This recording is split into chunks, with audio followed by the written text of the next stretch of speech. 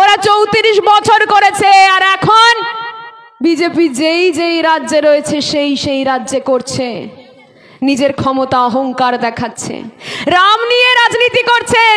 আরে 133 কোটি দেবদেবী আছে, আপনি একা রামকে আনলেন রাজনীতিতে, বাকিরাও তো যাবে লাইন দিয়ে, তখন সামলাতে পারবেন তো? পারবেন তো সামলাতে?